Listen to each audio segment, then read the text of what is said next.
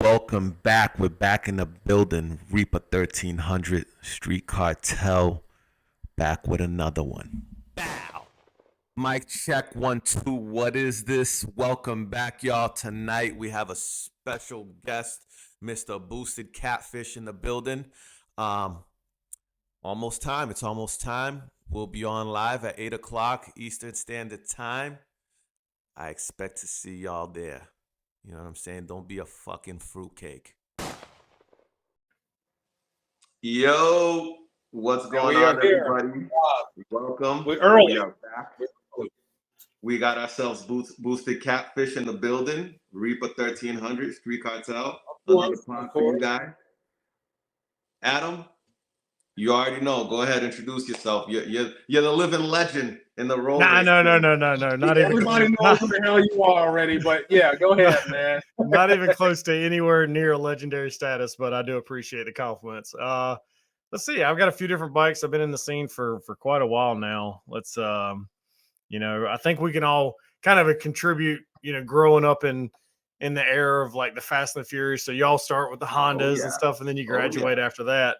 And I got to the point where the cars were just not as entertaining. So I jumped on a bike and shit, I've been here for quite a while now. So, and I don't plan on leaving anytime soon, hopefully. Did you have a Honda back in the day? I did. Yep. Yeah. I had a LSV. I don't remember exactly how much horsepower it put down, but it was just a little bit over 200. So nothing like crazy, but let's see, this would have been 2006, 2007 era. So B16 trans and the Type R trans. So it had the quick or the really really tight ratio, and it was like a lot until about 120, and it just petered out after that. Yeah, no, the B16 has the same gear ratio as a Type R to some extent, except the final drive and the LSD. Yeah. So then, cause I was a big Honda guy, bro. That's where I come from. So, but that's kind of awesome, bro. You learn a lot there, right? Like you kind of grow and like, I don't know everybody's situation, but I grew up and not the wealthiest, right? So like I'm scraping change, trying to get, I remember busting ass and like doing overtime just to afford a set of headers for the fucking car. Like, prior to it was LSV Tech, but just before all that stuff, this would have been my first technical car was a Acura Integra. So like that's what I was trying to afford the headers for. So like I appreciate that anybody that like come up, and doing the grunt work of like trying to struggle and build a car, and then like learning that. And I can't remember which individual told me this, but you cannot build your daily driver, right? Like that was a big saying to me as a high school kid, is like, you can't build your daily driver. No, I was bullheaded. I'm like, I can do it. You can't do it. We're young, right? Exactly. Yeah. So it's like, I can do this. And the next thing I know, I'm fucking bumming rides. I was like, oh, well, can we? Yeah, it sucks. Well, I've definitely been there. Reap, when did you go into the Army? When did you enlist?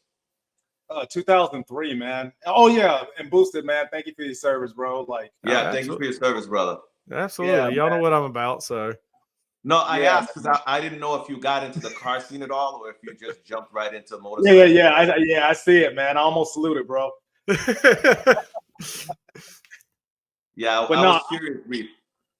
I never had I was never into cars, bro. Like, at that time I was in South Carolina, big rims, nice paint jobs, nothing Fast and Furious, Gotcha. Yeah, no, Adam, I was with you all the way, man. I own 3 Type R's, a couple of K series hatchies, but let me tell you, when I was piss poor broke because I needed parts for my car. Yeah, I mean, there's nothing like a weird viewpoint you need to look at. That is a lot of people, especially me. I'm very adamant on telling people, hey, don't do it this way, because you're ultimately going to struggle a lot more than you have to. Where it also builds a lot of character when you have, when you can put your own differences aside, or not differences, but like, I'm not going to this party on Friday because I'm actually going to work an extra shift so I can Get making something. extra money, right? Yeah, I'm gonna eat oodles and noodles. I don't know what background y'all got, but I'm pretty white trash, so it was like oodles and noodles and viney sausage. So Hey, bro, top ramen, top ramen. yeah, exactly. I Like, was I'm still eating top ramen, bro, to afford some of this white stuff, man. Like, what you Hey, talking man. about, bro? I mean, You throw I had to garlic catch my powder on sodium. some top My sodium ramen? levels are a little high, so I got to chop back on the ramen. But yeah, exactly.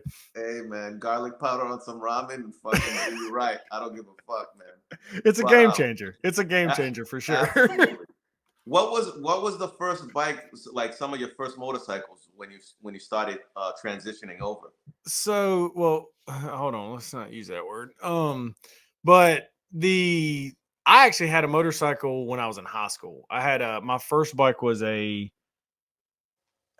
want to say it was a 1997 Bandit, and it was stretched. It had a stroker kit on it.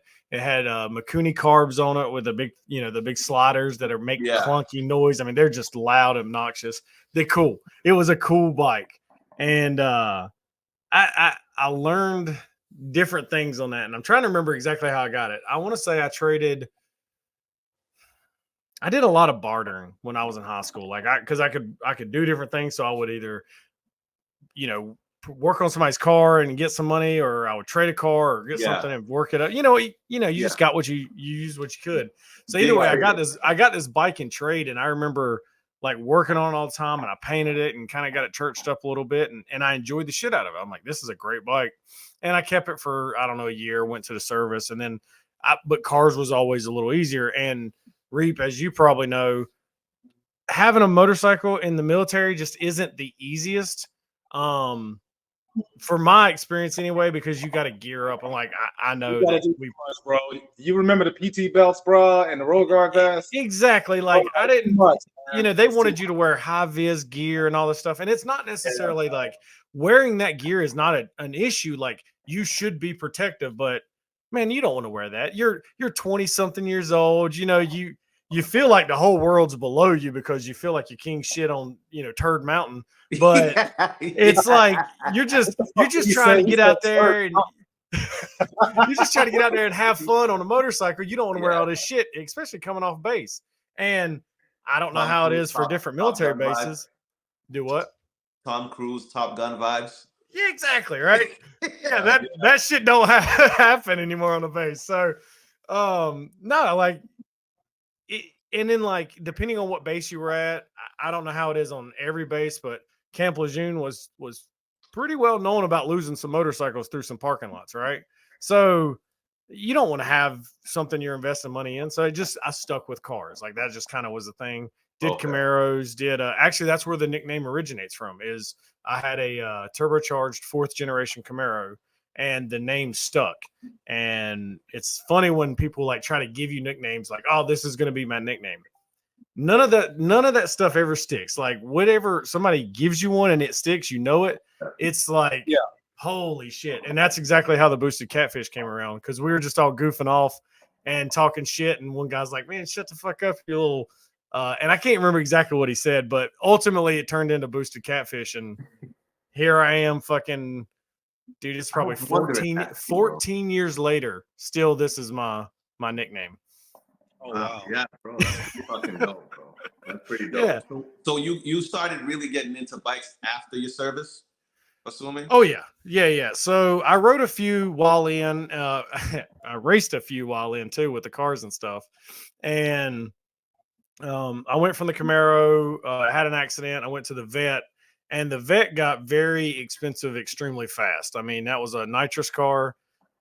I blew a lot of head gaskets. I mean, transmissions. It was not great for a college student. I'll say it that way. Yeah. And learned a lot, but ultimately I got bored with it and kind of got fed up and just agitated with it being broke all the time, because I was chasing unrealistic goals for what I could afford at that time, and with the patience that I had at the time.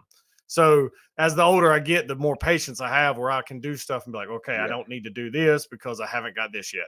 You couldn't tell that to 25-year-old me. I'm like, fucking send it. Who gives a shit? Oh, And yeah, I've got split blocks in half and all sorts of shit. So either way, that was a very expensive learning curve. Well, amongst that time, a friend of mine was selling a bike, and it was a Gen 1 Busa, and he's like, just swing by, check it out. And it was priced right, and he didn't ride it. I mean, it was not what you would typically see me on in the scene today, but it was a very clean bike. And I snatched it, and I did the typical ride around for a summer. And I started collecting parts for it toward the end of the year, and that bike actually got stolen from my front yard of all places. Well, the place I was staying at, not my current residence, but the place I was at in the time. I just wasn't the greatest neighborhood. I mean, it was all, I'm not gonna say my fault, but it was very neglectful on my end because it was Halloween night. We were all out riding, and we got back in at like 2:00 in the morning. Well, I'll wake up and go to work at 5. So I was like, screw it. It'll be fine. Just park them in front of the truck and we're good. So my girl's bike at the time was right beside it. They took the Busa and left her shit there. Oh, oh no. So I'm like, well, fuck, there goes that. So, but I'd had a turbo kit for it, and that was the plan there, is I was going to do a very mild turbo setup. And when that got stolen from me, then that's when I acquired the BMW.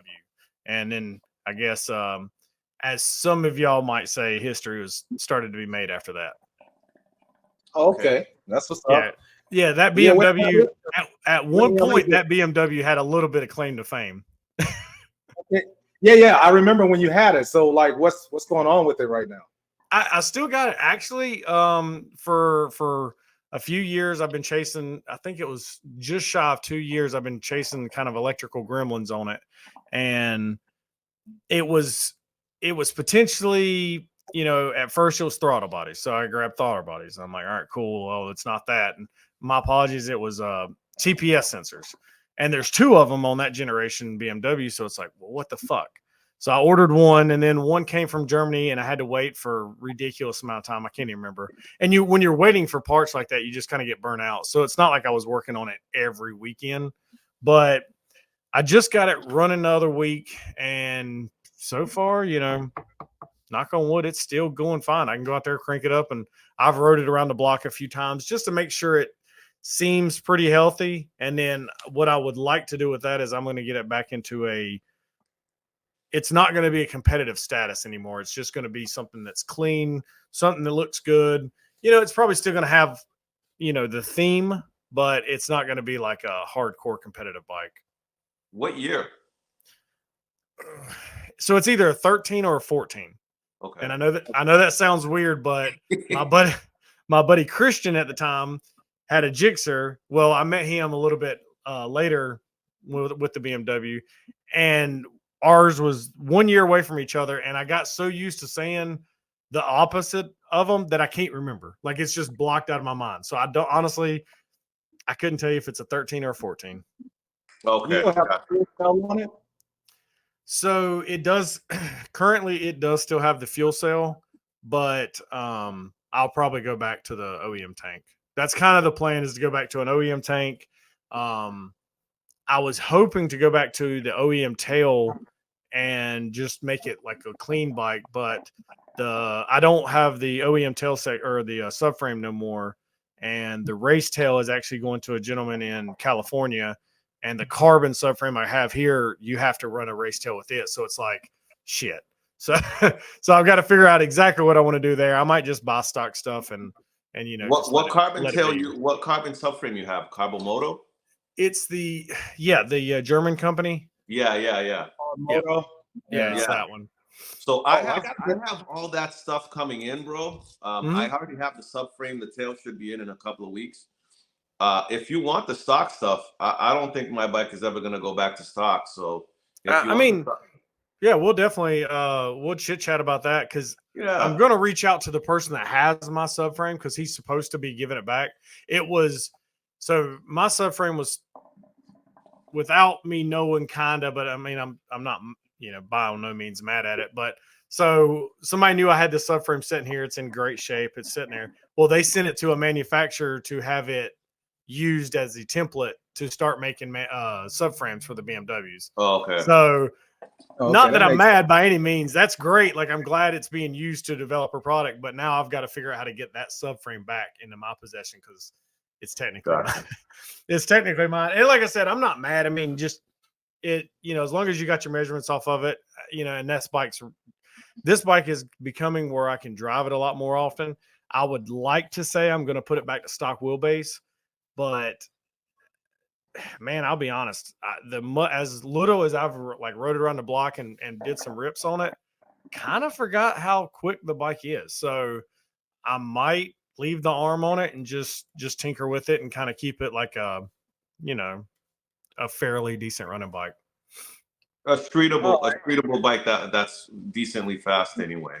Well, I mean, dude, the 1000, like, so the way I look at it, the 1000 class, if we're gonna label it like that, the 1000 classes are so competitive. I mean, if you're not 340 pounds and you've got to have a 150-pound jockey on it, you're probably not going to be all that competitive. I mean, you'll probably run good with them, but you know, if you want to be like up there, which I don't have the desire to be the front runner by any means, but still it's hard for me to justify trying to make that bike competitive, trying to keep my Gen 3 competitive, and then my turbo bike is my race bike. So that's the one that is the goal for this year, is to keep that in at least a finals condition, so to speak. You know, I was able to go to the finals at TRC in December, and I hope to continue that trend. That was awesome, bro. If not win a few this year. Yeah. So that was awesome. Go ahead. Hey, Adam, man, like, do you think the BMW can be competitive with today's like other one? Because I think it's possible. I really do. I mean, you got to spend some money. Yeah. I mean, I'm not saying it can't be done. I'm just saying for me, like, I don't have the funds. Like, it doesn't make sense for me because I've got these 3 bikes that I like, and then I have a dually that I'm trying to build too. So unfortunately, I have to allocate different funds to different areas. You sound like Reaper, Adam. You sound like Reaper. Yeah, but see, I don't have Reaper's wallet, so it's a little different. Reaper doesn't have a wallet, I'm telling you, but I have spent a large amount of money on an S1000. So I'm currently go ahead. I was just gonna say it can 100% be still competitive, in my opinion, even with the older motor. And in my opinion, an untouched stock motor could still be competitive. But with that being said, you're gonna have to have the fucking stars to align up. Like, you're gonna have to spend the extra money to get the absolute ounces out of that bike. So you have, because you're not gonna have the horsepower like you used to. When the BMW first came on the scene, like, it was just a fucking monster. It's like, here we go. And everything worked very well with it. You know, electronically, that took a long time for us to figure out, or not us, them to figure out. And then it stayed on top for a while. And then you see the progression to the ZX10s, and then probably to the Gixxers after that. Yeah. And the Gixxers have stayed, in my opinion, kind of up on the front because of drag racing. You know, there's a lot more market there. Now, hopefully something changes and we start seeing a different bike. And you see it in rotations. I mean, you know, the S1000, what's the new one? K67. 67. Yeah. The K67 was like really hot. At the beginning of last year or something like that. Maybe I'm wrong on my time frames, but like, it had its very popular moment, and then it went to the next thing. So you'll always see some transitions between which bike is the most popular, but I still think the early, and I don't know on my Ks, but I want to say it's a K46. Yeah. I still think it could be competitive. I agree. I think that, so I'm in the midst of this shit right now, right, with my bike, because I have a 2014 BMW. Mm-hmm. And when I waited, before I brought it to Tampa, I waited back here before I put the BSTs on. The bike weighed 370 with no fuel in it. And then I put the BSTs on. So let's say, a couple of pounds here and there, right?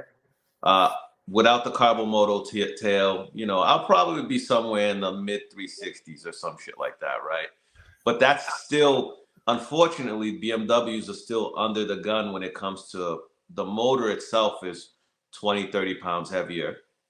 The frame as well, I believe. I don't. So I the can't frame, verify that. I the don't know. frame is, to my knowledge, the frame is pretty light in the sense that it remains flexibility on the road course. So it's not, the BMW doesn't have a very extremely rigid chassis to my knowledge. So it's not. I don't know if you've ever had the motor out of one of these bikes. The frames are not, to me, they're not any. There's, you don't pick up the frame and you're like, holy shit, you know what I mean? So they're all going to be within a few pounds of each other. Okay. To my experience, you know, I'm not saying that. Yes, the people that are counting ounces and shit like that can tell me the difference. I'm not there. You know, I'm not taking every ounce of shit out of the frame as much as some of these guys do. And that's just because my level of commitment, and that's fine. I understand that. But as far as the motor goes, 30 pounds difference. I mean, that's, I don't know. I'm not going to sit here and doubt you because I don't have anything to go against that. But I've been able to pick up a BMW motor with pretty much ease. I'm not a strong person, and I don't know. It don't feel any heavier than like an L7 motor or you know, the older Gixxer motors. I mean, it does feel a little bit lighter than a Busa motor, but that's clearly a different animal. yeah, that's an obvious reason, guys.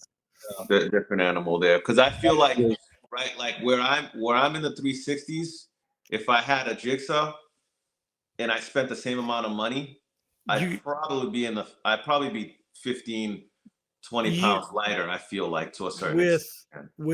Yes, I mean, I'm not going to disagree with you there, because look at the technology, look at just the sheer timeline difference between your frame for the K46 versus an L7 frame. The technology just between the frames alone are different. So in that aspect, yes, money for money, pound for pound, the Gixxer is going to win that. But you should still be able to get your BMW if you do the headlights. I just seen, is it Moto Fix or Moto FX or something like that on Instagram? For some reason, I can never remember the last I got it all. I got that. Honestly, so this is my issue, Adam, right? Is that I want a streetable bike, right? But streetable as in, you know, I can get on it and ride wherever the fuck I want. I don't want to. I want to be able to ride my bike on a daily basis, right? And that I can only sacrifice so much by doing so. You know, I believe but I do have. I have all the carbon. I have the carbon headlights where it's a block off and then a projector. So there's like really nothing there. Sorry to cut you off, but when you weighed your bike at 370, were there your headlight deletes already in there? Yep. Everything was there. So besides my BFT wheels. Don't take this the wrong way, but you're missing something. I don't know exactly what. I don't, you know, forgive me, but I don't know your full bike. But I still have full headlights in mine, and I'm at 364. So the last time we weighed it, I want to say it was like 364, and that's not included. Yeah, and I still. There's still weight that I have sitting on the shelf that I can take, you know, I say take off. Free weight? No, not necessarily free weight, but like I have parts laying to the side that I could install that would eventually take weight off of that bike. You know what I'm saying? So like I don't have his triple tree installed when we weighed it. I'm trying to think, last time we weighed it, I want to say I just put the aluminum, I want to say it's like Alpha Racing's tail, the trellis frame subframe, and then the tail section, but I had to cut the tail section out like a lot. But regardless, you might be missing something. I might can help you out a little bit. We'll chit chat offline. We'll talk offline, yeah. Because, like I said, I love the bike. Yeah, the bike's great. I think if I got rid of this bike, man, if my wallet allows it, I'd probably go for a triple R because I love the triple R's and I'm a Honda guy at heart. So Have you rode one yet? I have not. I haven't. I sat on one, but I haven't rode it. That's I'm all. telling you, You have? yes, I suck as a rider. Like I'm not a good rider or by any means, but I've been blessed with the opportunity to ride one, and we rode it in Atlanta, and we left where the old Atlanta meets used to be, and we rode up Blood. I want to say it was Blood Mountain, and it was me and like 5 Up and Dumungus was there. Aggressive. Do what? Blood Mountain. That sounds aggressive. Right. Yeah, exactly. That's what I'm thinking. I'm like, I don't know if we should be riding this. And like, cause so this is right when Eve got that triple R, like the one he gave away. The red one. Yeah. And I'm Reaper like, just rode that. Reaper just sat on that bike. That's up here. It's for sale. They trading it. really? What do they want? For That's dirt crazy. cheap, bro. It for a Ducati or something. Do you know what they want for it? Dirt. 22.8, I want to say is what they said. 22.8. Anyway. Yeah, okay. I believe it's 22.8. Yeah. All right. We'll think about that in a minute. So that bike right there, like That bike's light. Oh, that bike is a lot of fun, and I haven't rode it in that configuration, right? So like Eve just got it, so I rode it stock exhaust, stock heights. I mean, it was 100% stock, and me and Steve are going up this mountain, and like I feel the back end sliding into these curves, like I'm touching the brake a little bit, and we're sliding in, and I'm having fun because it's me and I trust Steve, and we're just hitting and switching sides, and like he'll lean on one side and we'll go to the left, and then we'll hit the next curve, and we're learning off of each other, or at least I'm learning off of him. And I'm like, this is the best fucking motorcycle I've ever ridden in my life. Really? Like it had great power, it had great handling. It made somebody that is an inexperienced rider feel very confident in the turns. That's exactly what I said.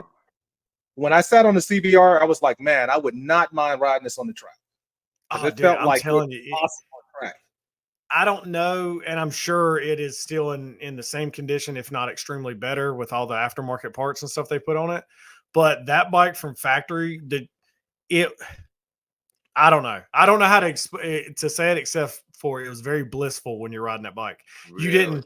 It was not hard to put into a curve. It wasn't like struggling for horsepower to come out of a corner, even in higher gears. Like, yet again, I'm not that skilled of a rider. So, but at the beginning, I would be in like fourth or third trying to come out of these slow 20, 25 mile an hour curves until I got used to it. And it still never really struggled. Really? Well, that's probably that because sounds like a bike that you would have a lot of fun on, Reap. Bro, they cheating from factory. That's why I felt like that. Listen. I'm fucking tired of Reaper talking about 1 millimeter overboard from factory. Come on, man. I had to pay for that. They are like it's cheap. It is a really, really nice fucking bike. I will say that. Hanzilla's bike must be a monster on the low, because I saw him make a couple of pulls in Miami, but I didn't get a chance to like go and talk to him. And I wish I would have, because man, that white configuration just does it for me, man. Like, that bike is really, and I mean, I bust his balls all the time for having blocks, but once he gets to that point and there's an actual swing arm on the bike, not saying it doesn't look good now, but unfortunately, that's just how my mind works. I see blocks and it's like, ugh. It's nothing. It's nothing personal, but like I'm trying to explain it how like someone else might see it in the car world or something. It's just, I don't know. Yeah, it's like having Volks. It's like having Rotas, like replica Volks. yeah, something like that. You saying the man got a Bobo swing arm? That's what y'all saying? Hey, listen, y'all, come on, man. Hey, no, I'm saying he has the best swing arm possibility that he has available to him right now. Right now, yeah. Listen, if it was blocks or nothing, I'm picking blocks. Yeah, exactly. I mean, and you can look. There's plenty of information out there to show that blocks are plenty strong enough. However, you still have that stigmatism in your mind every time you see him. You're like, ugh. Hey, I tell you, so I just want to address the BMW thing, man. Like, it is possible to get that bike below 360. Below, I think it can get down to 350. That's what I think, but I'm a little too heavy to do what I think should be done. So currently, I'm working on a 2011, which is converted to a 2015-16. Okay. Stroker motor, all of that stuff. And I'm actually, and Bernard Cartel knows that I've sent off a lot of parts to get some things made. It's just, I don't trust my big ass on a carbon fiber subframe. You know what I mean? But I wouldn't either, man. I don't, big guy, man. I don't count it. But, but at the same time, I don't think that even with all the money that I've spent and I'm still spending, I don't think it's going to be competitive against these cheating ass Gixxer 1000s. We just why are they cheating? I'm tired of it, bro. Why? Because they are. They cheat. Why are they cheating? Bro, because they are cheating. Suzuki got the best aftermarket. Like that. Don't get them fucking going, man. All right. Oh, you know what? yeah. I'm about to go. He gets all fucking pumped up. I can't stand Gixxers, man. It used to be CX10s, bro, and CX14s, but right now Gixxers on my hit list, bro. Like, I'm tired of them, man. Well, I mean, since you loathe them so much, I see you. I know you've had to see that Boost by Smith and RCC Performance has got their hands on one. They're building a plug and play Max and then a bolt-on turbo kit for them. So on the Gixxer. Yeah, on the new Gixxer or on the L7 Gixxer. So. How the fuck how are they gonna manage that with such high compression? Are they gonna run a smaller, a thicker head gasket? Or? Well, I'm sure it's gonna be one of those things. It's just like any aftermarket part. You can order a turbo kit. Now, if you are not competent enough to realize that you have a higher compression motor than what you should be running on, that's not necessarily the manufacturer's fault. But knowing Richard and Greg, I'm sure both of them will make the safest product that they can offer. Well, you already know, man. It's just like building a booster, but in a smaller, spacer plane, low compression piston. I'm not saying it's not fair. I mean, like, it is not fair, bro. Like, come on, Adam, don't be like that, bro. I'm with you. I trust me. I'm with you. I get it. Like, I like the uniqueness of different bikes, but at the same time, when you're trying to go all out and you got the money, the support's in the Gixxer world, and it sucks. I mean, before I bought my turbo bike, and we can get into that story if you want to later, but the idea and the possibility came up that I was going to turbo the BMW. Like I was dead set on it. I'm like, cool. Really? I talked to Cecil at HTP. We had already come up with a wiring or a Motec standalone system. Like, he already knew which sensors he wanted to run. And he's like, I got the guy to fabricate it. And, we were already lining stuff up. And we started talking about it. And he's like, what do you want power-wise? And I was like, well, I mean, sky's the limit, right? But I told him, I was like, realistically, 3 to 350 should be very competitive with a turboed 1000. And I don't know if y'all have ever spoke with that man, but he is a wealth of knowledge. And he was just like, I don't think the transmission's going to hold it. And I was like, okay, then we just build the transmission. He's like, no offense, but, do you have that kind of money to start R&D'ing transmission parts? And at the time I didn't, I was glad that he was enough, like, honest enough to say, hey, I don't know if this is the best avenue for you. Right. And because at the time there was only like seven or 8 turbo BMWs that generation, and none of them worked. Are you serious? That's a lot. I don't know of the one from Hilltech. You remember that one, right? That orange bike. Yeah, there's one here from Hilltech. Whole Shot Racing did one. There's one in Turkey. They're out there. Like, you might have to do some digging, but they're out there. One was being built in Canada. I don't think he ever finished it.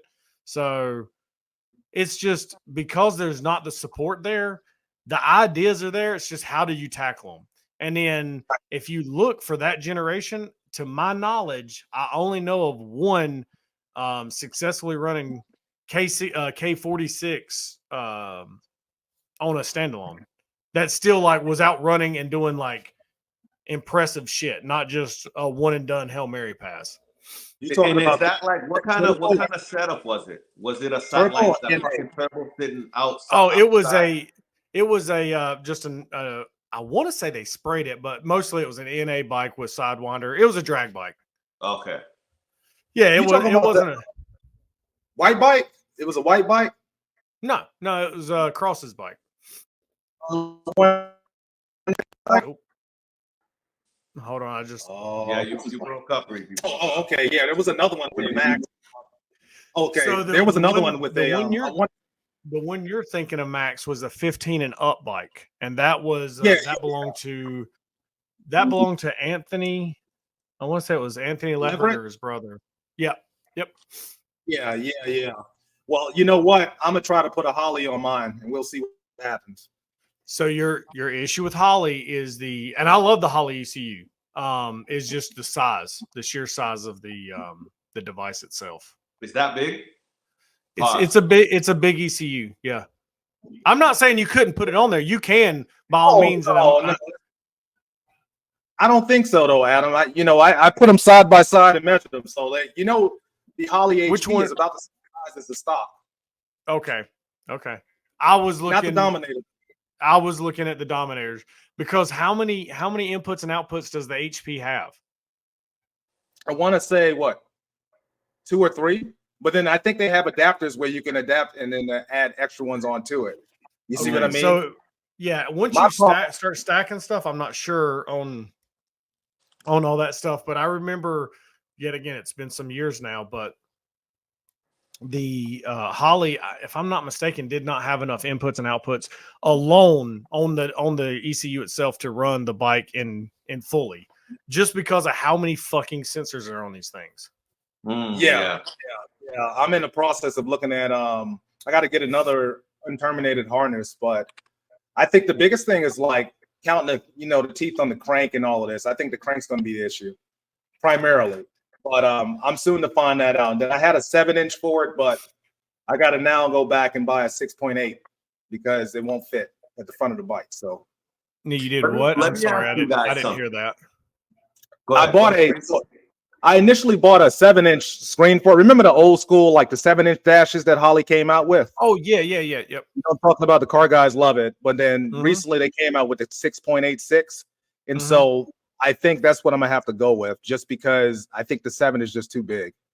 Yeah, that's it. You can also go to obviously Holly matched with Holly components are always good, but you can look at like AEM makes a very nice dash that's something to take in consideration that a lot of car guys and most standalone guys don't tell you is you have to be able to look at that dash while going down the road, assuming this is going to be a street ridden bike.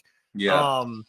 And some of these dashes don't interpretate well with a high glare or high sunlight. So just keep that in mind, because I have a tablet on my turbo bike, and I'll be honest, if just go to anything besides a fucking tablet.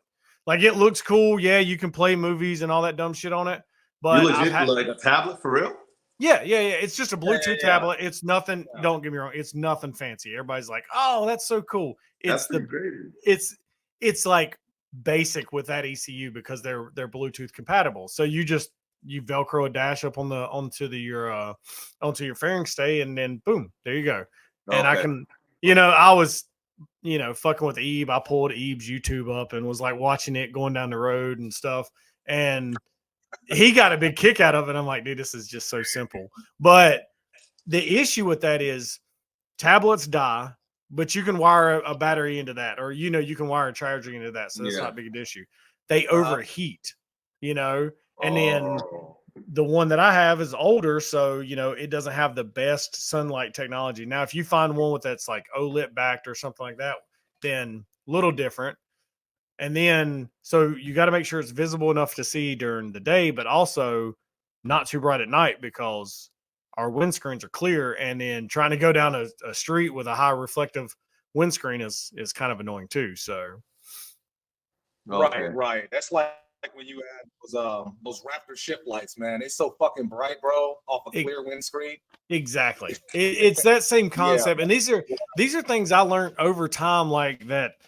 Unfortunately, nobody was either aware of or didn't know, because the track guys, like, they have their dash and it's just and boom, they go. All right, cool. And the race is over. Well, I was in the tuck and I'm like, I can't tell if that's a fucking reflection off my dash or a car. Like, it was so that's Wow. fucking sketchy. yeah, That's it's pretty rough. Now, that's trash. you can turn your brightness down and you can do your settings, but keep in mind that you have to do that every time. And to Yeah. me, that's annoying. Where you could put an older, as long as you don't need the inputs and outputs, you could put an AEM dash and have it a little bit more analog and it work a lot smoother, so to speak. And I don't mean analog in like big sweeping gauges. I mean like just a basic LCD screen, like just nothing too complicated. Let me ask you guys this question real quick, if you don't. This is for you and Adam, Reed. So, and Adam, you remember Rye wire harness back in the day? Yes. Okay, so Rye wire harness, Reed, is this guy that made harnesses, custom harnesses for like Hondas and shit. So he would be able to get rid of any plugs, anything that you don't need. Do they have something like that for motorcycles, or is that something, if you wanted to make a custom harness, you have to do it yourself type of thing? I think it's a little bit of both, technically. Yeah, I was gonna say about the same. Reap, if you've got a little bit more experience in this one, please feel free to talk about it, because my field on this is limited, and I'll explain why. You know what I'm saying? Like if you want to shed weight and you have a turbo bike and you just wanted your necessary plugs, could you do that? Yeah. That's why I'm asking. You know what I mean? Like, yeah. And put your necessary plugs on and stuff like that. If there was an aftermarket place for that. Yeah. So I think if you're going standalone, it depends on like which one you choose, obviously. And all of them have what's the terminology? An unterminated harness form. You can either do that, or you can essentially cut all the OEM tape off your stuff. And if something doesn't work and you don't need it to run this damn bike, take it off and then retape it right back. So there's a lot of people in the roll race community. I don't know how vocal they are about it, so I'm not going to tell who they are, but they have taken it to that extreme. They have untaped a harness and pulled as much wire out of it that is physically possible and keep the bike running. Bro, Even if you cut the harness in half, like, I don't know, an inch or two, and then solder it back together and wrap it back up, still technically every ounce counts, right? So every ounce counts, but the way I look at that is that's adding a point of failure. The way I've always looked at it. And unfortunately, I came from the world of BMWs and 1000s, so those bitches are kind of finicky. So the sensors that you unplug and you're like, oh, this will be fine, I can run the bike. Well, you can't run the bike with that. And then the sensors that you're like, oh, that won't count at all. You know, it's just very weird. So I can tell you on my personal BMW, I was too afraid to cut anything extra out of the harness. Physically cut it out. Like, I would unplug it and crank the bike and be like, you know. You weren't sure. But no, I physically could never cut a thing out of it. And it just, you know, unfortunately, we probably have lost and going to continue to lose that error or that possibility on bikes, because they're getting so complicated now and so much more technical, so much more advanced. We'll say it that way, because I clearly can't fucking talk. But so like my BM or the Gen 2 Busa, if you have an ABS version, you take the ABS pump off, you've got a light, a check engine light. Well, all you have to do is scroll back to the ABS plug, and there's a wire in there. You can tap it, and all you have to do is ground that wire, and that gets rid of that light. Well, the age of that being able to be done that simple is probably gone. You know, for the new bikes coming out 24 and older. Okay, yeah.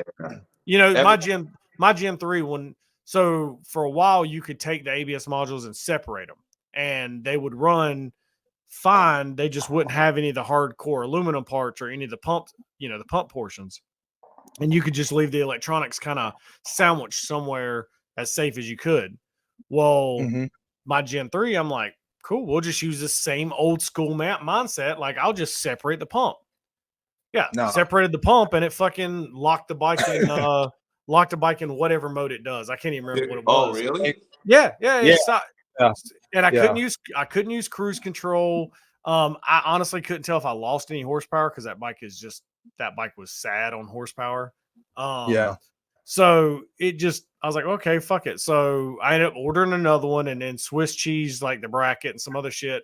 And eventually, Greg has came out with a plug and play, basically ABS delete for those Gen 3s. And the crazy thing about that ABS delete wiring harness is it takes longer to take the fairings off than it does to wire it into the bike. Man, I tell you, Greg is a fucking beast, bro. Oh, Greg's a G. Like, I don't know how much you know of Greg and like his history with the bikes and the community. Man, I know him since the ECU editor and all of that he used to like come out with. Yeah, he is the foundation for some of this stuff. So yeah, like he should be the Boost's national treasure. Like, just prop him up on a stand. Oh, he's that guy. He really is. Because when I say he takes this shit to a passionate level, he takes and breaks down, like on the Gen 3 especially, like he's got it where if you plug his setup into the bike, everything on the dash works as it did. The launch control works the same. All your functions inside, there'll be a small differences just because of how the programming of the Max works and how the factory programming works. But for the most part, he takes that extra step and makes sure everything is as crisp as it can be. And he does injector harness or injector testing and like how far you can actually push an injector and stuff. He really, I don't know if he's fucking bored or if he just really cares that much, but I mean, he gets into it. And there's not a lot of people like that anymore, man, that take that kind of passion into any. No, there's just not a lot of people like that anymore, man. Exactly. I mean, he, if you ever got a chance to talk to him, he would be really good to have his story, because unfortunately I only know from what I've heard, through the grapevine from over the years and what little I've talked to him. So, but you were talking earlier about if somebody offered a service about doing wiring harnesses and stuff like that. Now, as far as modifying a stock harness, there are a few people that have done it. But as far as an aftermarket harness, like Greg is one of the people that are out there that has very nice plug and play stuff. And when you buy his junction boxes or whatever, you hook it up and say you want, an oil pressure and then your turbo sensors and all this other stuff. He lays them to the side and they're already wired up, and you just got to run them to their designated area.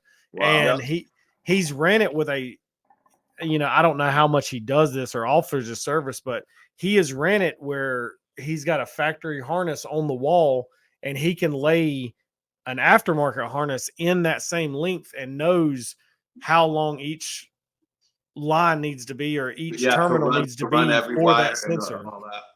That's fucking sick, man. Yeah, but he doesn't. I want to say he has a YouTube channel, right? Doesn't he? He does. Like he puts stuff on YouTube, so you need to check that out. Like that dude is smart. I will. He's very technical. Unfortunately, Greg, if you ever see this, sorry, buddy, but his YouTube content can be a little dry. But that's just the nature. That's just the nature of the beast. I don't mean it disrespectfully by any means, but when you get into very technical content like that, it's gonna get dry. It can come off as very dry. Yeah. And in the world that we live in today, if it's not 30 seconds and explained, it's like scroll to the next one. So it's very hard to captivate. Unfortunately, it's very hard to captivate the attention and really like get your point across in a short window like what he's doing. Now, he has significantly dropped his times back on his videos, which makes him a lot better. But dude, he is a brainchild when it comes to this stuff. And I'm not even just saying a child. I mean, he is. I don't mean this in any disrespect. Like I very much look up to him. He is somebody that we have needed in the Suzuki world. And unfortunately, He only does Suzuki stuff. Well, I take that back. He's doing some Harley stuff too, but he's a one-man operation. So only doing Suzuki stuff. See this? See, man. well, okay. He's doing something. Like, he's doing something for Harley right now. Anyway, Harley's where the money is. I know bro. that once they got into Harley, they're fucking like street bike. What? Where? I don't. Hey, I'm gonna let you know right now. For those that don't know, I've been banned from tuning through Woolish, so I was like, "Fuck it, I might just go start tuning Harleys." Like, who gives a shit? You really? You why? I don't know. Yeah. No. Yeah. Well, what they can do? Well, they could probably do something to me. Yeah, 100%. I'll say it like this. If you have not looked at their terms and agreements, you really should, because at one point, and I don't know if it's still active, but at one point, and I have a receipt to say this, if you had any other tuning software on your laptop or your computer that you were tuning with their software on it, that was grounds to be basically terminated. Yeah. Really? Yeah. Oh, I don't shit! I don't think that's fair. And, Bro, and exactly, because I have like on my tuning laptop, I have I have the Wimpep software, I have I have had Woolish, I had Haltech, I had Max, I had Holly. Like I have all these different stuff because I tuned a various different things, and I'm not buying multiple fucking laptops for this shit. Fuck that. So, how did they find out though? Like, what was the issue? So unfortunately, my issue was never brought to light publicly to me because they refused to contact me. Really? I found out through a second party that the devices that I sold them, because I was just trying to be a friend. Like I'm like, all right, fuck it, I'm blacklisted, whatever. Here's all my shit. I was going to sell it at a good deal, and he went to go transfer his shit over, and I'm like, if they give you any issues, well, I'll make it fair for you. And they told him that I'd broke policy and all this other stuff, and that my devices were basically just trash. They were no good. They were permanently banned, and whatever. I mean, it just is what it is at this point. That's water under the bridge. But Google, for those that are wondering, like I'm not the only one. Google Woolish and terminated account, and just see how many other people. Yeah, I'm talking like very, very successful businesses that were shut up like that overnight through them. Wow. So it's almost like Woolage or nothing kind of a deal to a certain extent. I don't know exactly on that. Like, I don't know what their new terms of agreements are.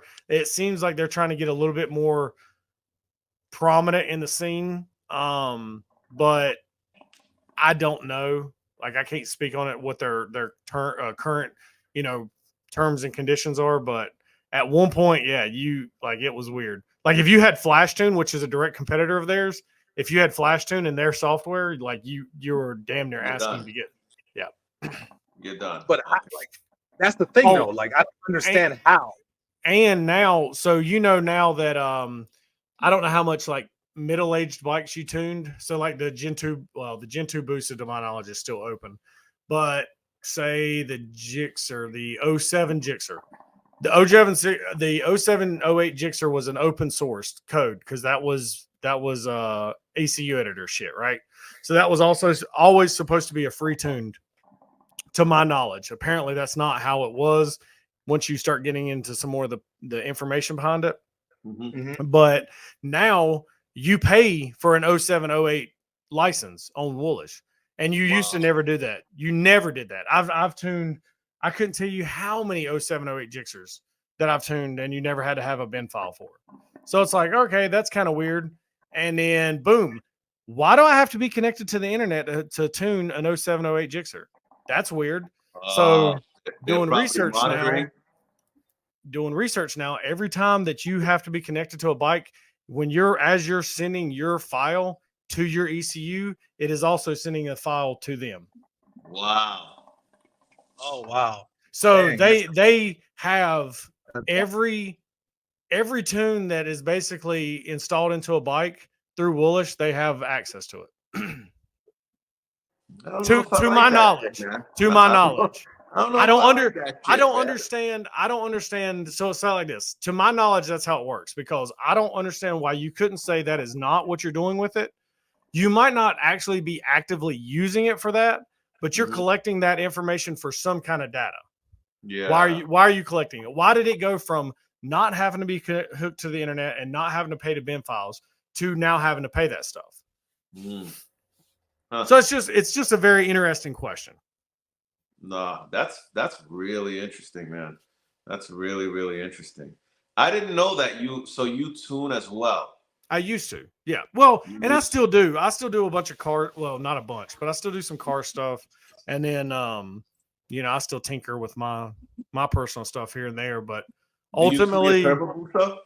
no, that is 100%. That's a whole Like, other. yeah, that's Might be a Another animal. that was a very very huge issue. I did the best I could to try to fix a lot of my issues, and then just struggled with it. And luckily, by divine fate, I met Mike, and me and him become really good friends. And now my turbo bike basically is in his personal possession. So, like, Okay. I trust him fully with that bike. So he has been nothing but wonderful there, and helped me straighten that bike and turned it around to where it is today, or Now is where Mike it a was in tuner? December. Now is Mike a tuner all the way through and through, or Yeah, does so he have a shop, or- I would say Mike's one of like the last like hardcore OG guys around. And I Okay. say it like this because Mike is not diverse in just like drag racing. Mike does everything.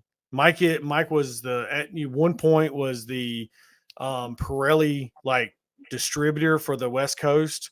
He was at AMA races. He was at all the big sanctioned road course races. He did a lot of turbo bikes over there in Colorado and stuff like that. And he's really grew up through the community with those, I hate to say it, Mike, if you ever watch this, but during his prime, like the Gen 2 boosters were the shit, right? Like that was what's on top. So that's what he was pretty much known for. And he talks about it. He was started off paying somebody building his motors, and then it just got to the point where he couldn't afford to pay anybody to keep rebuilding his blown motors. So he's like, fuck it, I'll learn how to do it myself. Yeah. exactly. And then since then he's taken the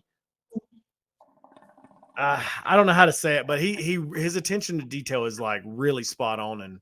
And honestly, I don't want to say I would have gave up on that bike because I'm too fucking hard headed, but Mike definitely saved me a lot of time. Gotcha. How's the bike running now? Because I mean, it did well in TRC for what I'm saying. So in TRC we had a little bit of snafu kind of. So last minute, I thought I was gonna be slick and change my wheelbase, right? Because why not, right? That's what you do. I mean, if my class allows me for a 64-inch wheelbase class, I'm gonna get a 64-inch wheelbase swing arm, right? Yeah. Like that's just what's gonna happen. And thankfully, Evil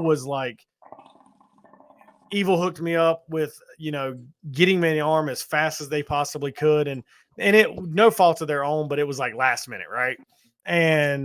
But they definitely facilitated me a swing arm, got it on there, got it installed, and I'm like, yeah, this is badass. We're going. And I didn't have them install an air tank in this arm, right? Because every time I order an arm for them, I always order it the lightest possible arm. Like that's just how I order my arms. And they didn't put an air tank in it, so it's like shit, whatever. I didn't think much of it because I have a whole bottle in the nose of that bike, in that purple bike. There's a whole nitrous bottle up there. So I was like, all right, we got plenty of air. Well, come to find out, we didn't have plenty of air. So that's what happened at TRC. So I was a little bit down on power. Actually, I was down a good bit on boost. But as far as that goes, yeah, everything's running good. Like if I keep the same setup where I was last year, and then going into the Darlington event, I feel very confident. We'll say it that way. I don't know if I'll win, but I feel very confident I'll do well. Are y'all going to turn it up anytime soon? Yes. So it's getting the turbos off of it right now. It's got sent out. The fuel pump's getting installed. Like we're doing the fuel system. That was my limiting factor before. Okay. We were always limited on fuel pump, but with the time restrictions that we had last year with facing some stuff, it was just, let's keep it like this because we weren't utilizing the power that could already produce. And when we went to TRC, we were stuck around that 20 pounds of boost area, which sounds like a lot. It does but sound like a lot.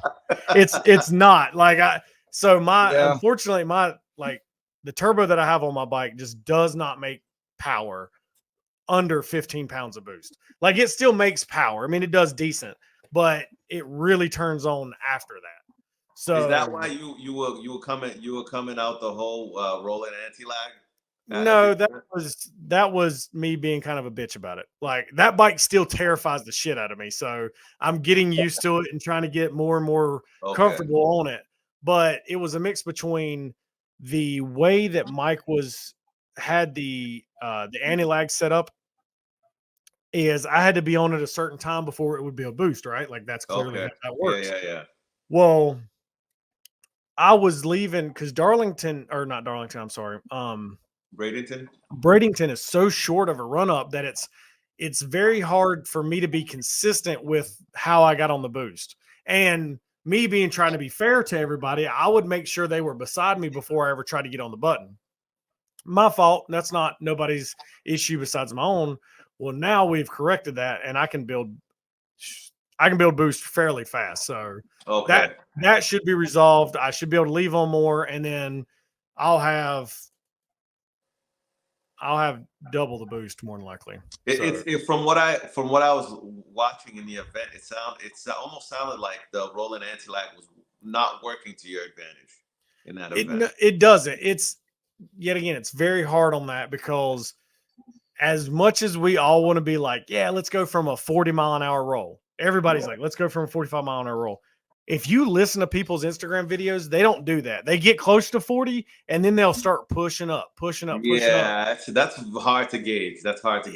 And then with you adding that along with the heat, the being in uncomfortable, riding gear because nobody's used to riding in full leathers, and everybody trying to get the leg up, it just is what it is. And they don't really specify the rules that well. And the TRC Viet could be better. Like, I will still support it because it's still a fun time, but it could be ran a lot better. The Darlington event is an arm drop, so there's going to be really no discretion there. When is the Darlington event? I want to say it's April 28th, but I know it. Do what? Darlington. I don't know where. South Carolina. Oh, South. Okay. Mm-hmm. It'll be good. As long as the weather's there, there'll be some pretty fast cars there, like big horsepower cars, and then your carbon jixers will be there. I know Brett and Chase were there last year. They won last year. Shout out to them, Brett and Chase. Dude, they're great people. Yeah, Brett's a good dude. Shout out to the guys in the chat as well. EJR, what's up, brother? Dude, I'm not seeing anything in the chat. Maybe I'm not watching it right. Either way, but the that event should bring out a lot of people because I want to say I don't know if they did it this year, but last year they tried to keep it to like 16 bikes only, so the tickets sold out relatively quick. Yeah, that's not a lot at all, dude. Well, so last year was his first time ever doing bikes. The guy that runs that is Lewis. I don't remember Lewis's last name right off the top of my head, but he's got like some pretty cool shit. He's had an underground Lambo and a couple R8s and shit, but he's just a genuine car guy. Like, he just wants to race. Like, he don't give a fuck. He'll race whatever he can as long as it's in a safe environment.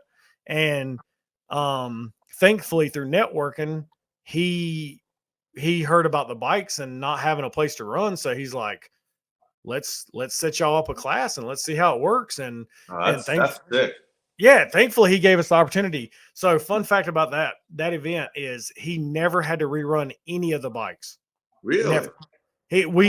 We showed up and we piled together. It was a lot of the older, more experienced guys in so to speak. You had Brett and Chase, you had Samiti there. You had some of the Atlanta guys. Like, you just had a very good group of guys there racing. And we all agreed on, like, hey, let's play no bullshit. Let's play no games, and let's show them we can be serious about this. And as long as they give us a fair place to run. And dude, I've never been so proud. Like, I did nothing. I actually did poorly at that event, but like, just being part of that, saying these guys, we had no issue. Everybody ran flawlessly. There was no bickering back and forth. And then the cars were like rerunning 2 to 3 times, and dude, the bikes were done. It's like, this is great. So Really? yeah, Lewis was like, dude, if I could just host a bike only event, he's like, I would, but you know, Are you going this year? Yeah, I've already signed up. I signed up, technically I signed up before the class was actually publicized, but Oh, wow.